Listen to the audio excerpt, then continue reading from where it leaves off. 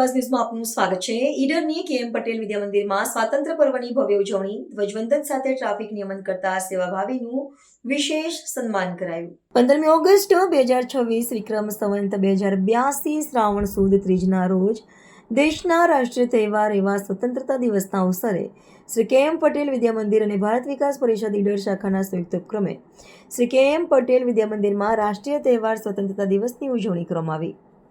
આ રાષ્ટ્રીય પર્વ નિમિત્તે શાખાના મહિલા સંયોજકા શ્રીમતી હર્ષાબેન હરીશકુમાર કુમાવત દ્વારા ધ્વજવંદન કરવામાં આવ્યું।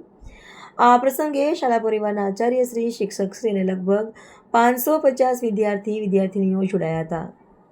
આ પ્રસંગે શાખા પરિવારમાંથી પ્રમુખ શ્રી નરસિંહભાઈ પટેલ, મંત્રી શ્રી સંજયભાઈ સોની, પૂર્વ પ્રમુખ ગુણવંતભાઈ જોશી, સહમંત્રી મનીષભાઈ સગર, મહિલા કન્વીનર શ્રીમતી વીણાબેન ગઢવી, મહિલા સહસંયોજકા શ્રીમતી જયશ્રીબેન પ્રજાપતિ, સંસ્કાર કન્વીનર શૈલેન્દ્રસિંહજી રાઠોડ, ભારત કો જાનો સંયોજક મેહુલભાઈ શાહ, પર્યાવરણ કન્વીનર પ્રફુલ્લભાઈ સુથાર, રાષ્ટ્રીય સમૂહગાન સ્પર્ધા સંયોજક હરીશકુમાર કુમાવત, મીડિયા કન્વીનર નીલભાઈ મહેતા, કારોબારી સભ્ય પરેશભાઈ ખરાદી, વિવેકભાઈ શાહ, ગણેશભાઈ કુમાવત, તારાચંદ કુમાવત, મીનાબેન કુમાવત, પ્રિશિતા કુમાવત, કાજલ કુમાવત, વિશાલ કુમાવત ઉપસ્થિત રહ્યા હતા।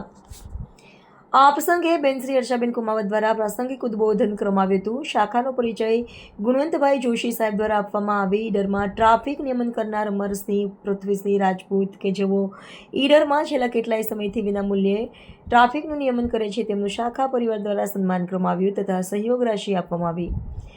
ત્યારબાદ શાળા પરિવાર દ્વારા વિવિધ રાષ્ટ્ર જોમ પેદા કરે તેવા વક્તવ્યો અને સાંસ્કૃતિક પ્રોગ્રામો આપવામાં આવ્યા હતા। છેલ્લે પ્રોગ્રામના અંતે રાષ્ટ્રગાન કરી વાલા બાળકોનું મોં મીઠું કરાવ્યું હતું। રિપોર્ટર ચેતનભાઈ જોશી, ઈડર। આવા ન્યૂઝ જોવા માટે સાબર આવાજ યુટ્યુબ ચેનલને સબસ્ક્રાઇબ કરો અને લાઇક કરો, જેથી હવે પછીના દરેક સમાચાર સબસ્ક્રાઇબ કરેલા હશે તેઓને નવા સમાચારની માહિતી મળી જશે।